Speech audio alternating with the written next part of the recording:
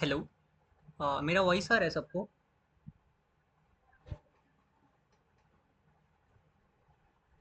Okay. ठीक है। अब हम लोग कंटिन्यू करते हैं, लास्ट वीक के सेशन से ही करेंगे। एंड सेम प्रोसेस वही फॉलो करेंगे जो हर वीक करते हैं, ठीक है? तो निफ्टी का जो हमने लास्ट वीक का व्यू डिस्कस किया था, उसी से स्टार्ट करेंगे। एक बार मैं स्क्रीन शेयर कर देता हूँ। तो स्क्रीन विजिबल है सबको?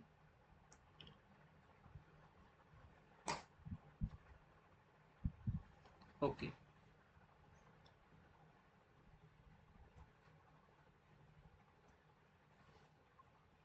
देखो, लास्ट वीक का ड्राइंग मैंने अभी डिलीट नहीं करा है इसमें। एंड वही चीज़ अभी करेंटली फॉलो हो रही है। ठीक है। हमने जो लास्ट वीक डिस्कस किया था निफ्टी को लेकर, कि निफ्टी में हम लोग का एक छोटा सा पुल बैक आएगा, देन ये जो हमारा गैप वाला एरिया मैक्सिमम यहीं तक आ सकता है। सो लास्ट जो पुल बैक आया अभी रिसेंटली एक दो दिन पहले, आपका यहीं तक आया था। सिंगल डे मार्केट काफ़ी एग्रेसिव फॉल किया था। एंड ये वाला पुल बैक आने के बाद मार्केट ने इस गैप से ही सपोर्ट लिया, जैसा हमने डिस्कस किया था करेंटली। एंड जो हमने मेन डिस्कशन किया था, ये जो एक बड़ी ट्रेंड लाइन है, इसको मार्केट ने अभी ब्रेक कर दिया है, जो कि ऑल टाइम हाई से बनाई है मैंने। लाइक ऑल टाइम हाई से एक ट्रेंड चल रहा था मार्केट का, उसको करेंटली वो ब्रेक कर चुका है। तो अकॉर्डिंग टू मी, मार्केट अभी ऑल टाइम हाई के लिए रेडी हो रहा है। इससे पहले मैं आपको एक और सेम चीज़ समझाता हूँ, आप इसको ध्यान से ऑब्जर्व करना, ठीक है? मैं एक और ट्रेंड लाइन सिमिलर सी ड्रॉ कर रहा हूँ पीछे साइड, ठीक है? जो जहाँ से मार्केट का डाउन ट्रेंड स्टार्ट हुआ था, ये आपका ऑल लास्ट टाइम का लो था 2025 का। वहाँ से इसको मैंने ड्रॉ किया था। एंड अगर आप देखोगे, ऑल टाइम हाई लगने के बाद मार्केट का, ये वाली trend line all time high लगने के बाद नीचे की तरफ ब्रेक हुई थी। उसके बाद मार्केट एक डाउन ट्रेंड में गया था, जिसमें अच्छा खासा करेक्शन आया। अब जो एक डाउन ट्रेंड में चल रहा था काफ़ी टाइम से, कि एक ही ट्रेंड फॉलो हो रहा था, उसको मार्केट ने ब्रेक कर चुका है। तो ये कंफर्म भी हो गया, ब्रेक किया, काफ़ी टाइम तक स्टे किया है। अगर फेक करना होता तो नीचे आ जाता उससे पहले ही। बट ब्रेकआउट करने के बाद काफ़ी टाइम स्टे भी कर चुका है। तो अब जो ट्रेंड फॉलो होगा वो बाय ऑन डिप फॉलो होगा। अब थोड़ा सा ये हो सकता है कि यहाँ से लेकर यहाँ तक के बीच में आपको हल्का सा सेल ऑन राइज मिले, और मार्केट नीचे गिरते गिरते हल्का सा उठे और यहाँ तक टच करे। इसके बाद थोड़ा सा स्लाइटली रेजिस्टेंस फेस करके इस एरिया को ब्रेक करेगा। मेजर जो आपका अभी नेक्स्ट लेवल है, जहाँ से मार्केट थोड़ा रेजिस्टेंस ज़्यादा फेस कर सकता है, वो है आपका 25,200 का। इस वाले लेवल पे मार्केट ज़्यादा रेजिस्टेंस फेस कर सकता है। अच्छा खासा आपको एक हेल्दी पुल बैक देखने को मिलेगा, जिसमें लोग अगेन थोड़े से बियरिश क्रिएट हो सकते हैं, ठीक है? ओवरऑल जो हमने व्यू डिस्कस किया था उसके हिसाब से बैंक निफ्टी का चार्ट ज़्यादा स्ट्रॉन्ग था। निफ्टी का हम लोगों ने जितना डिस्कस किया, छोटा सा पुल बैक आ गया, गैप का सपोर्ट लिया। देन नेक्स्ट हमारे पास की लेवल्स मैंने ड्रॉ करे, उन्हीं के बेस पे हम लोग डिसाइड करते हैं कि मार्केट कहाँ तक मूव करेगा। और अगर हम लोग डिमांड सप्लाई की बात करें, तो डिमांड सप्लाई में लास्ट टाइम अगर आप ऑब्जर्व करो, ये वीकली का सप्लाई जोन था जहाँ से फॉल आया, और वीकली के डिमांड जोन से ही मार्केट अभी राइज कर रहा है।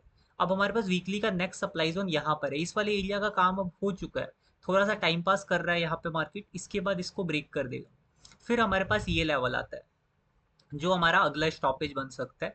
और ये भी वीकली का ही सप्लाई जोन है, तो वीकली का ये सप्लाई जोन आपका नेक्स्ट स्टॉपेज बन सकता है। जैसे यहाँ पे एक छोटा सा करेक्शन है, होपफुली आपको यहाँ भी शायद मिले। और अगर अगर ये लेवल डायरेक्ट ब्रेक होता है, तो आप समझ लेना ऑल टाइम हाई जल्दी लग सकता है, वरना थोड़ा टाइम लेकर मार्केट ऑल टाइम हाई के लिए जा सकता है। एंड जैसा हमने डेली में चेक करा, एक की लेवल जितने भी बने, डेली के की लेवल्स को हमने मार्क कर रखा है। अभी नियर बाई हमारे पास ये वाला टारगेट अपसाइड का बचा है। ये मिलने के बाद ही थोड़ा मोड़ा रेजिस्टेंस फेस करेगा। इसके बाद आपका ऊपर वाला टारगेट मिलने के लिए जाएगा, ठीक है? तो अभी हमारा बाय ऑन डिप सेंटीमेंट चलेगा, ज़्यादा से ज़्यादा इस वाले एरिया को ब्रेक करे बिना। ये जो आपका ट्रेंड लाइन चल रहा है, अगर फॉल आता भी है तो इसका सपोर्ट लेके रिवर्स कर जाना चाहिए, ठीक है? एंड ये वाला लो भी अब आपका नहीं कटना चाहिए जनरली, ठीक है? तो ये एक लो है अभी हम लोग का, जो लोग वेट कर रहे हैं कि डेली का डिमांड जोन आएगा, तो उसके चांसेस अभी बहुत कम है, जैसा हमने लास्ट टाइम भी डिस्कस किया था। तो ये वाला लो हम लोग ड्रॉ कर देते हैं यहाँ पे। हमारा डेली का डिमांड जोन मिस करके जा रहा था, बट वो मुझे नहीं लगता कि अब आने वाला है, बिकॉज ऑलरेडी एक हेल्दी ब्रेकआउट आ चुका है, मार्केट सस्टेन भी कर रहा है। इसके बाद हमारे पास एक ये टारगेट है, एक ये target, then all time high वाला धीरे धीरे करके आएंगे, इसमें बहुत टाइम लगेगा। एंड इसमें आपका बहुत पेशेंस टेस्ट होगा। जो अभी करंट लाइन चल रही है, करंट जो चल रहा है, उसमें आपका पेशेंस बहुत टेस्ट करेगा। लाइक हम लोग तो बॉटम से यहाँ से ही बोल रहे थे कि ऑल टाइम हाई जाएगा, बट यहाँ एक अच्छी खासी कंफर्मेशन मिली है, ठीक है? अभी हम लोग बैंक निफ्टी का चार्ट देखते हैं। निफ्टी का चार्ट तो हमने देख लिया करेंटली, अभी बैंक निफ्टी को चेक करते हैं।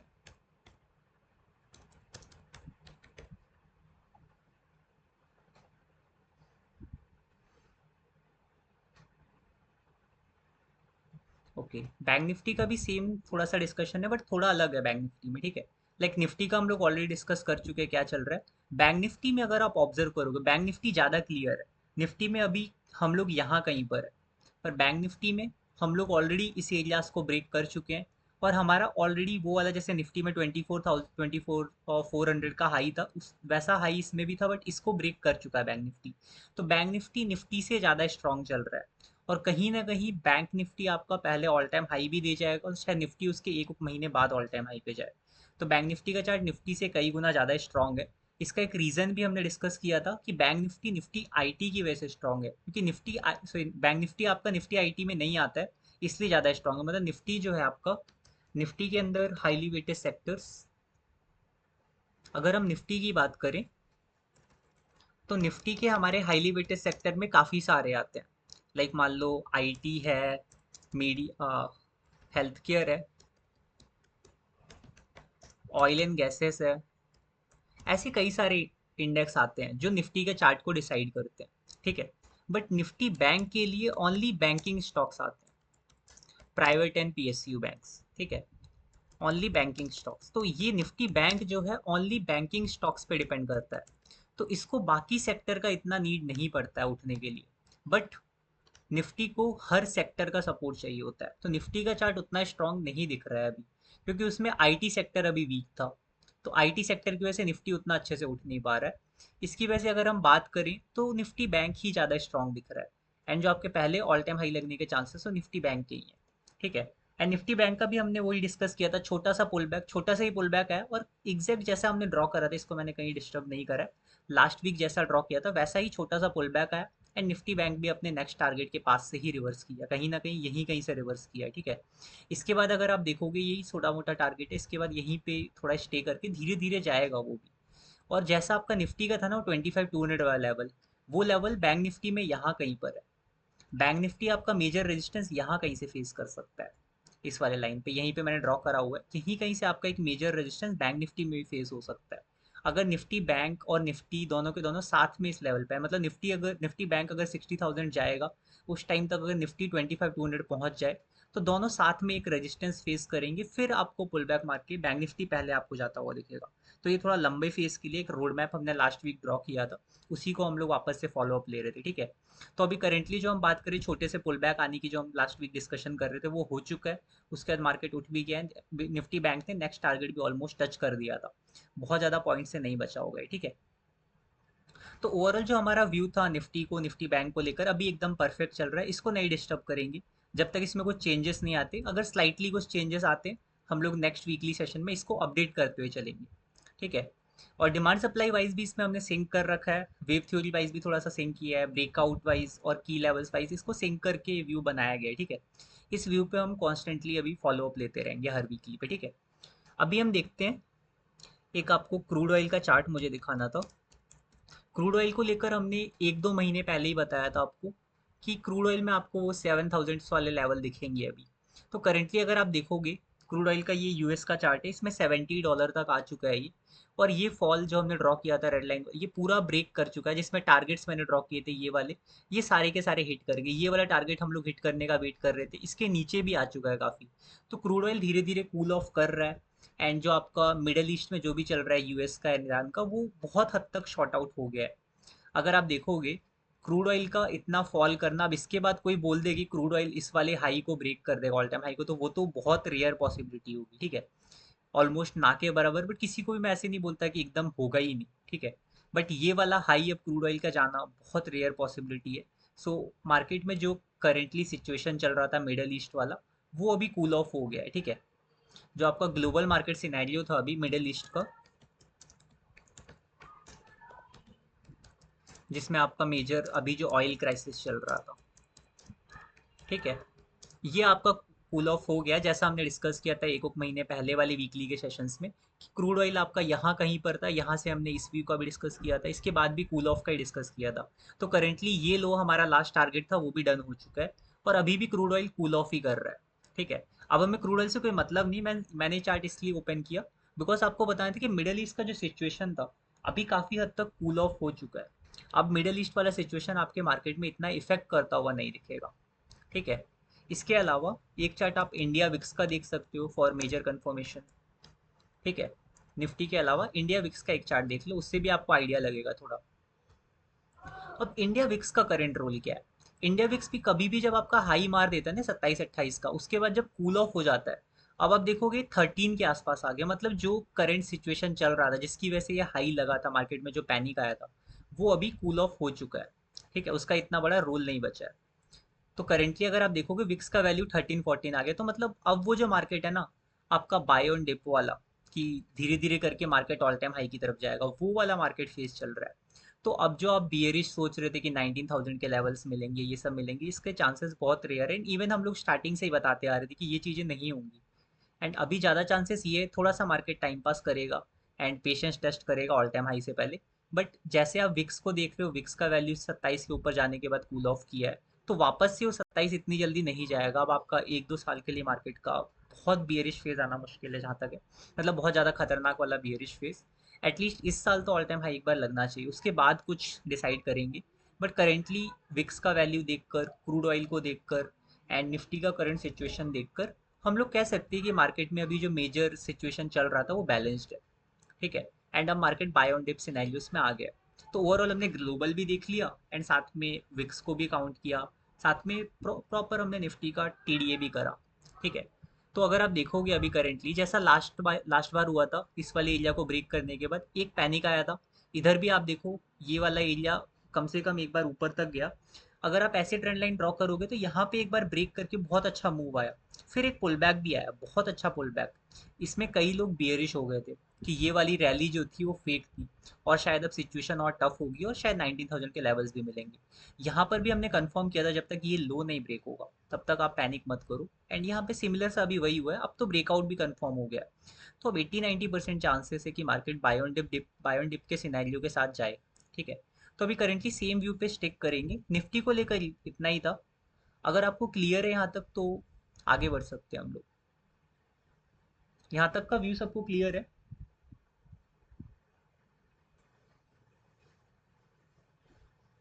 अगर किसी को डाउट है तो हम लोग एक बार पॉज ले सकते हैं। चलो, निफ्टी का फिर सबको व्यू क्लियर है। आज हम लोग एक नई चीज भी सीखेंगे, लाइक हर वीकली सेशन में हम लोग कुछ ना कुछ ऐड ऑन रखते हैं। तो आज के लिए जो अपना ऐड ऑन है, इसके एग्जांपल्स मेरे पास अभी करेंटली नहीं मिलेंगे because end of the month है। बट इसको हम लोग अभी करेंटली सीखते हैं। ठीक है, मैं एक ब्लैंक चार्ट ओपन कर लेता हूँ। सो किसी भी स्टॉक का चार्ट ओपन कर लेते हैं।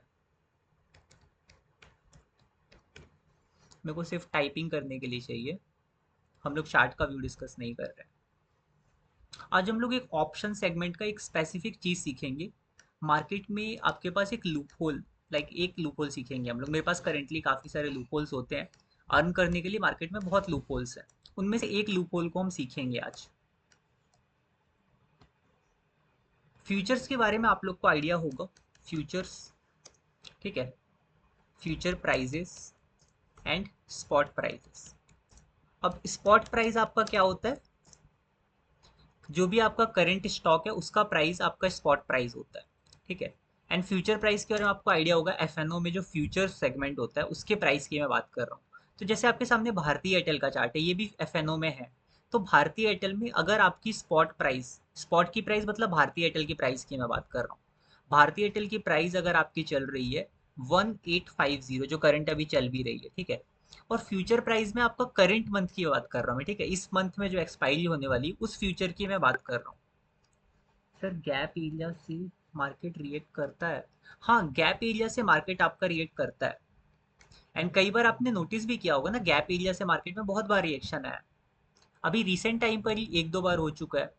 गैप ना मार्केट में एज अ पेंडिंग ऑर्डर्स ही काम करते हैं, और वो बनते भी तो पेंडिंग ऑर्डर्स की वजह से है। इसकी मार्किंग कैसे करें, क्योंकि बहुत बार गैप जोन बहुत ज़्यादा बड़ा होता है। देखो एग्जैक्टली अगर बात करोगे ना, गैप जोन की कंप्लीट मार्किंग करना पॉसिबल नहीं है।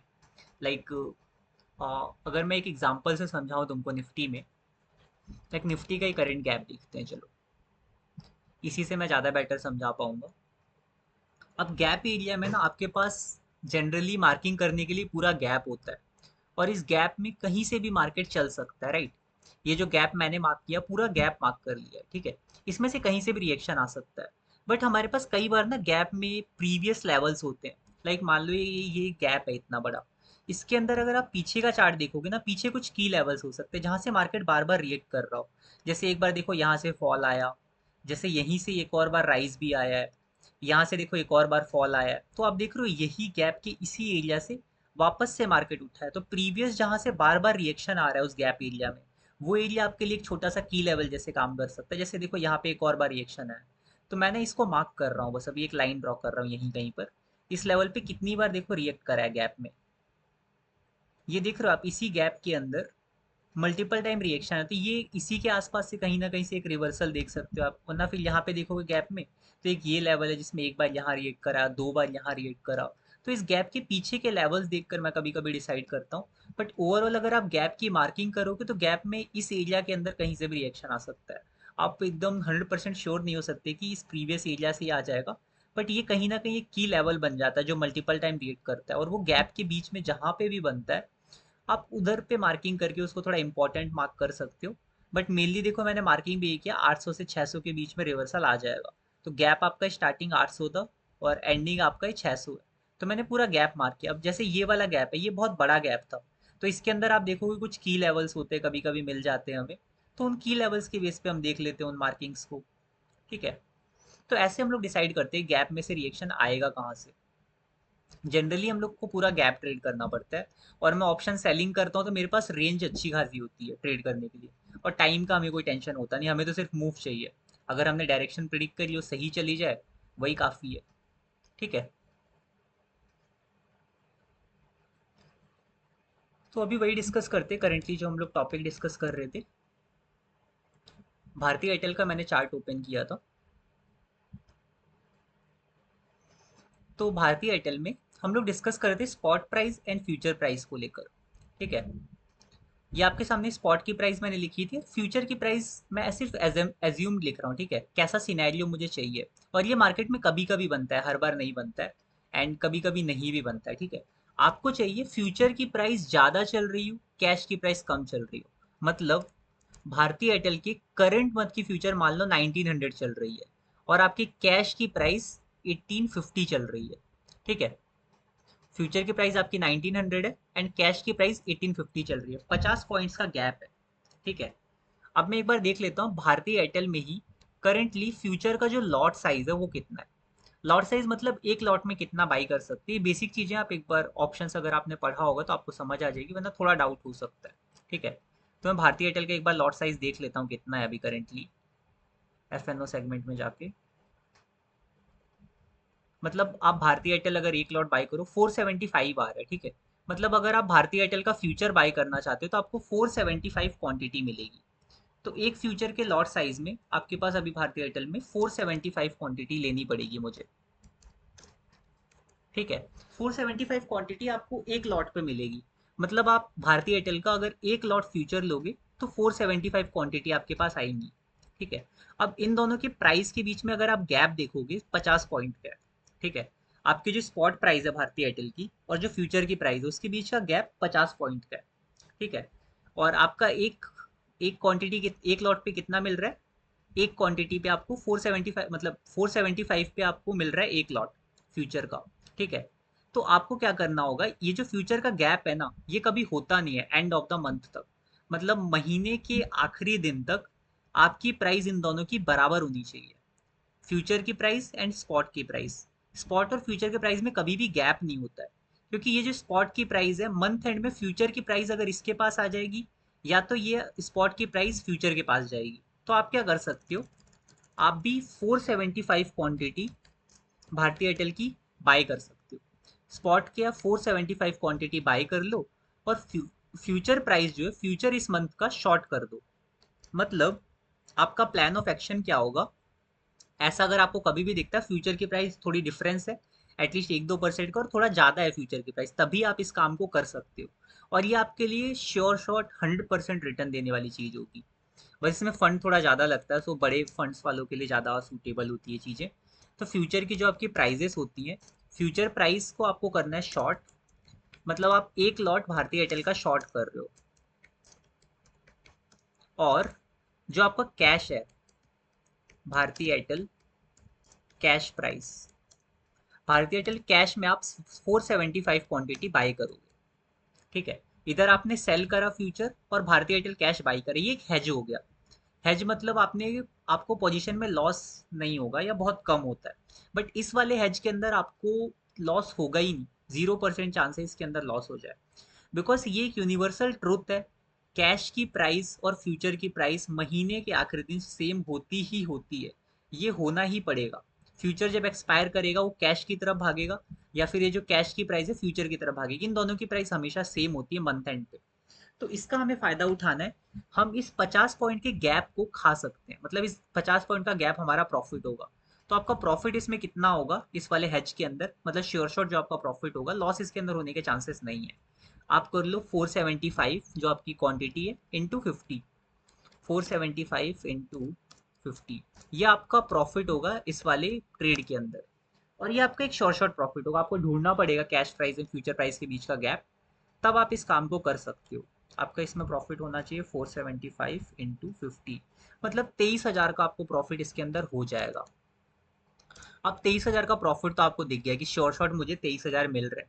अब इस काम को करने के लिए आपको फंड कितना लगेगा, भले ही आप 4-5 दिन के लिए करो, 3-4 दिन के लिए करो, जब भी आपको गैप दिखा, गैप फिल हो गया, आप निकल जाओगे 23,000 बना के। बट इसको करने के लिए आपको पैसे कितने चाहिए, ये सबसे इंपॉर्टेंट चीज़ है ना, तो इसको कैलकुलेट करते हैं। तो 1 लॉट ऑफ भारतीय एयरटेल का फ्यूचर आपका आता है, उसको देख लेते हैं कितने रुपए पे मिल रहा है। भारतीय एयरटेल, ठीक है। करंट मंथ का मुझे फ्यूचर चाहिए 1 लॉट, ये आपका मिल रहा है 1,58,000 का। फ्यूचर वाला मिल रहा है आपको 1.58 लाख का, ठीक है। एंड कैश आपको कितना मिलेगा, 475 इंटू 1850, 475 इंटू 1850, कैश आपको मिल रहा है 8.7 लाख का। अब ये चीज़ें कई बार आपको 4-5 दिन में कवर होती भी दिख जाती हैं, तो आपका ऑलमोस्ट इसमें 9 लाख का फंड लग रहा है। तो वही मैंने बोला था कि ये चीज़ें थोड़े बड़े फंड्स वालों के लिए होती है, बट इसमें रिटर्न श्योर शॉट होता है, तो वो लोग इसमें बड़ा पैसा लगाते हैं। मतलब एज्यूम करके चलो करोड्स में तो एग्जैक्ट आप लगा सकते हो, मतलब जिसके पास बड़े फंड होते हैं वो इसमें बहुत ज़्यादा पैसे डाल के यहाँ से गैप को इंजॉय करते हैं। तो इसमें आपको जो फंड रिक्वायरमेंट होगा वो अराउंड 9 लाख है। अब ये स्ट्रेटजी सिर्फ मैं आपको लर्निंग पर्पस के लिए पढ़ा रहा हूँ, आप में से कई लोग का फंड इतना नहीं होगा। बट कभी जब आपके पास फंड फ्री होता है और आपके पास जब श्योर शॉट कमाने के ऑप्शन होते हैं, लोग एकदम श्योर शॉट अर्निंग के पीछे जाते हैं। ये जो रिटर्न है आपको 23,000 का इस 9 लाख के फंड पे, ये मिलेगा ही मिलेगा। इसके 0% चांसेस है कि ये रिटर्न आपसे कोई छीन सकता है, बिकॉज कैश की प्राइस फ्यूचर की प्राइस मंथ एंड में सेम होती है। अगर आपको कभी भी ऐसा कोई गैप मिलता है, तो गैप खाने के लिए बड़े फंड्स वाले लोग ऐसा काम करते हैं, ठीक है। तो एक हेजिंग स्ट्रेटजी थी जो आज मैंने आपको पढ़ाई है, ठीक है। ये एक आपकी हेजिंग स्ट्रेटजी है।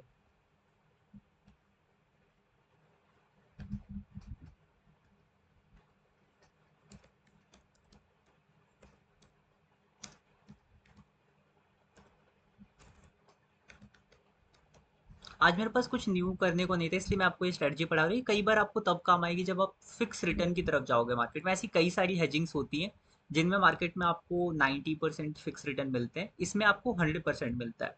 मतलब इसके अंदर आपको रिटर्न मिलेगा ही मिलेगा वाला सीन होता है। ये यूनिवर्सल ट्रूथ है मार्केट में, जो होना ही होना है, हर मंथ एंड पे होता है। तो कभी भी ये गैप्स बनते किस वजह से हैं? क्योंकि कभी कभी आपका कैश में बायबैक आ जाता है स्टॉक में, या कुछ कॉर्पोरेट एक्शंस होते हैं, किसी ने न्यूज़ ड्रॉप करी, न्यूज़ की वजह से काफ़ी भाग गया स्पॉट, फ्यूचर नहीं कैरी कर पाया उतना, तो कई बार ऐसे गैप्स बनते हैं। बट मेरे को फ्यूचर की प्राइस हमेशा ज़्यादा चाहिए, कैश की प्राइस कम चाहिए। क्यों? क्योंकि मैं कैश को कभी शॉर्ट नहीं कर सकता, आप भारतीय एयरटेल को लॉन्ग टर्म में शॉर्ट नहीं कर सकते हो। तो मुझे भारतीय एयरटेल की प्राइस ज़्यादा चाहिए, मतलब कम चाहिए, और फ्यूचर की प्राइस ज़्यादा चाहिए, तभी मैं इस स्ट्रेटजी को बना पाऊंगा। और ऐसी स्ट्रेटजी आप किसी भी स्टॉक में देख सकते हो जो एफ में रहता है। सबके लिए फंड रिक्वायरमेंट अलग अलग होगा, इसमें 9 लग रहा है, किसी किसी में 4-5 लाख में काम हो जाता है और 30-40 हज़ार आपके बन जाते हैं। तो वो कई बार सेम रहता है, 4-5 लाख में 40-50 हज़ार बनाना, 10% रिटर्न होता है। तो महीने का 10% लोग बहुत ज़्यादा स्ट्रगल करते हैं। लिटरली महीने का 10% बनाना एक ट्रेडर के लिए बहुत मुश्किल काम होता है। और ऐसे सेटअप में आपके महीने के 4-5% आप बना सकते हो, सो बेटर है आप कुछ ऐसे सेटअप्स एक्सप्लोर कर सकते हो। इनमें से एक मैंने आपको बताया, ऐसे और भी सेटअप्स अवेलेबल है। ठीक है, आई होप ये वाला सबको समझ आया होगा। 475, हाँ लॉट साइज है कुनाल ये सेटअप समझ आया तुम लोग को? ये आपको 100% है, अगर ऐसा कुछ मिलता है आपको, आपके पास फंड साइज डिसेंट है, तो आप इसके अंदर वो 4-5%, 6% का गैप खाकर 100% रिटर्न निकाल सकते हो। इसमें लॉस होने का चांसेस ज़ीरो है, कोई स्टॉप लॉस नहीं होता, कोई टारगेट नहीं होता। आप इसमें रिटर्न, वो जो गैप दिख रहा है वो बनेगा ही बनेगा मंथ एंड पे। ठीक है,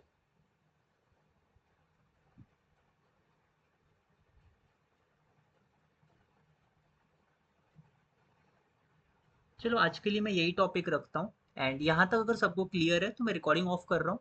आप लोग अपने डाउट्स लिख सकते हो, हम लोग उसको डिस्कस करते हैं अब।